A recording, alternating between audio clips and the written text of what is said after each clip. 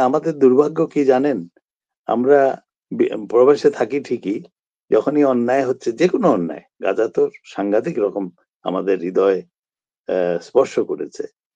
যেভাবে মানুষ, শিশু এবং নিরীহ মানুষগুলোকে মারা হচ্ছিল। তারপরে একটা ট্রুস হলো, তারপরে সেটা ইসরায়েল ভায়োলেট করছে। তো এই প্রসঙ্গে ভয়েস ফর গ্লোবাল বাংলাদেশ বরাবরই সোচ্চার ছিল, এবং এর আগে এর আগে ভয়েস ফর জাস্টিস, যেটা ওয়ার্ল্ড ওয়াইড, যেটার কনসার্ন হলো পৃথিবীর যেখানে অন্যায় হবে সেখানেও ভয়েস ফর জাস্টিস একেবারে গ্রাসরুট লেভেলে, আমেরিকা বলেন, সিডনি বলেন, অন্যান্য ইম্পর্টেন্ট সিটিতে তাদের প্রতিবাদ জানিয়েছে। কাজেই এই গাজার ব্যাপারে এখন যেটা হচ্ছে, তার জন্য আজকে শনিবার আপনার এখানে আমরা মিটিং করছি। এই মুহূর্তে লন্ডনে মিলিয়ন খানেক লোক প্রোটেস্ট করছে। আমি আপনাদের দর্শক শ্রোতাদের জন্য বলছি, প্রোটেস্ট ছাড়াও এটা গেল গাজার ব্যাপারে। বাংলাদেশের ব্যাপারে আপনি তুলেছেন কিছু কথা, যেগুলা আপনি বলছেন আমাকে টাচ করতে। আমি ডক্টর হুসনেহারা হক আসা পর্যন্ত আমি দর্শক শ্রোতাদের উদ্দেশ্যে বলতে চাই, বাংলাদেশের একটা ইন্টারিম গভর্নমেন্ট শত চড়াই উতরাই পার হয়ে আজকে আমাদেরকে নিয়ে এখানে এসছেন। যে কোনো বিষয়ে যদি দেখেন, রাজনৈতিক সংস্কার বলেন, একটা সুষ্ঠু ইলেকশন করতে গিয়ে যা লাগে সেই পথে ওরা হাঁটছেন।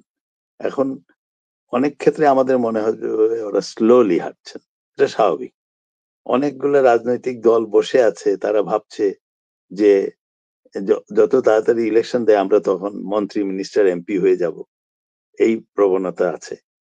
এগুলো হবে, এগুলো নিয়ে আমরা যদি অস্থির হয়ে যাই, তাহলে এই যে ফেসিবাদের দোসর যারা অনেক টাকা পয়সা নিয়ে পালিয়ে গেছে, তারা ওয়েট করছে জাস্ট অ্যাক্রস দি বর্ডার, যেটা আমরা সবাই জানি যে ভারত এবং মোদী সরকার এদেরকে আশ্রয় দিচ্ছে। তারপরে আমেরিকা, কানাডা, যুক্তরাষ্ট্রের সব ইম্পর্টেন্ট সিটিতে এরা আছে, এদের কাছে পয়সা আছে। ওরা প্রথমে ভাবতো 2 মাস পরেই ওদের আপা চলে আসবে, কাজেই 2 মাস করতে করতে 7 মাস আসছে। ওদের ফ্রাস্ট্রেশন আমি বুঝতে পারি। কাজেই ওরা যেখানেই সুযোগ পাচ্ছে। কিন্তু দেখেন, এই ফ্যাসিবাদী সরকারের দোসররা দেশে আছে ঠিকই, কিন্তু কোথায়? রাতের অন্ধকারে ওরা ডাকাতি করতে বেরোয়, রাত্রেবেলা বেরোয়। এখন আপনি বলছেন যে অনেকে উদাহরণ দিবেন, যেমন তুলসী গাডারের কথা বলছেন, সে মোদির ওখানে যেই বলছে যে বাংলাদেশে সাম্প্রদায়িকতা বেড়ে গেছে, হিন্দুদের মারা হচ্ছে ইত্যাদি। কোন দেশে বলছে? যে দেশে ভারত তার মুসলিম নিধনের জন্য সারা পৃথিবীতে এখন উন্মোচিত। মোদী সরকার এটা হিন্দুত্ববাদ তারা প্রতিষ্ঠা করতে চায়। আজকে দেখেন Bharat, if you think it positively, Bharat completely isolated. ওর আশেপাশের যত দেশ, ইভেন নেপাল একটা হিন্দু দেশ, ভারতের সঙ্গে নাই। শ্রীলঙ্কা সার্ক কান্ট্রির একটা মিটিং করতে ভয় পায়। ইনুস সাহেব ইজ প্লেইং দিস একদম স্টেডি মাথায়। উনি অনেক ক্ষেত্রে আমাদের মনে হয় উনি এটা করছেন না কেন, ওটা করছেন না কেন, কিন্তু উনি যে সুন্দর ভাষায় বলেন, এবং বলেন যে আমরা আমাদের মধ্যে স্থিতিশীলতার অস্থিতিশীলতার তোমরা যদি ক্রিয়েট করো, অথবা বাংলাদেশে আমাদের প্রবলেম করার যে চেষ্টা করছো, আমাদেরকে বেশি খুঁচিও না, কারণ আমরা তোমাদের চিকেন নাইফ স্থিতিশীলতা ধ্বংস করে দিতে পারি। উনি আবার বলছেন যে ট্রানজিট নিয়ে নিচতে হাসিনা গভর্নমেন্টের সময় সারা তিস্তা, আমি রংপুরে বড় হয়েছি, আমি জানি ওখানে স্টিমার চলতো, এখন খটখটে সব শুকিয়ে গেছে, কোনো বাহাদুরাবাদ, তিস্তা ঘাট এগুলো কিচ্ছু নাই। আমরা ভারতকে ট্রানজিট দিয়ে দিছি, অথচ মাত্র 50 কিলোমিটার নর্থ, রংপুরের ওদিকে 50 কিলোমিটার গেলে আমরা নেপাল যেতে পারি। নেপাল থেকে এই ইন্টারিম গভর্নমেন্ট বলছেন নেপালে হিমালয় পাহাড় আছে, আমরা হাইড্রো ইলেকট্রিসিটি আনতে পারবো। অনেক বড় বড় চিন্তা করা হচ্ছে, তো এগুলোর সময় নেই, কিন্তু উই আর প্রোগ্রেসিং স্টেডিলি। এই জন্য আমি বলছি যে ভারত এবং ভারতের দোসররা এবং আওয়ামী দোসররা এরা বারবার চেষ্টা করবে, যত ইলেকশন আসবে আমাদের মধ্যে গোলমাল করাবার চেষ্টা করবে। যেমন আপনি আরেকটা জিনিস বলছেন, এই ব্যাপারেও নিশ্চয়ই ডক্টর হক এসে গেছেন, কাজে আমি আবার তাকে ফ্লোর দিতে চাই।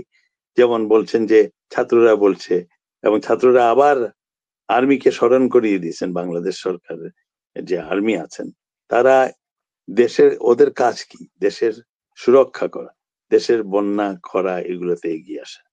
ওই কাজেই মধ্যে সীমাবদ্ধ থাকতে হবে। এই ইন্টারিম গভর্নমেন্ট এসছে এই ধ্বংসাবস্থা থেকে, সেখানে সচিবালয়ে সব পুরনো 15 বছরের ওই স্বৈরাচারী সরকারের ক্রিয়েট করা সব সচিবরা বসে আছে। ইউনিভার্সিটিতে প্রত্যেকটা ভাইস চ্যান্সেলর প্রভিসি ওদের মন মতো করা, এডুকেশনের বালাই নেই, এরা ভাইস চ্যান্সেলর হয়ে বসে আছে।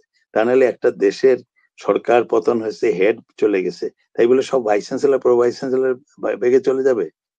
সবচেয়ে বড় মসজিদের খতিব চলে যাবে? তার মানে কি পরিমাণ চুরি রাহাজানি এগুলো হয়েছে, দেশের সম্পদ লুট করা হয়েছে। সবসময় জানা যায় তো যে ডক্টর দীপু মনি কত টাকা নিয়ে এক একটা ভিসিকে দিয়েছেন, মানে এটা লজ্জা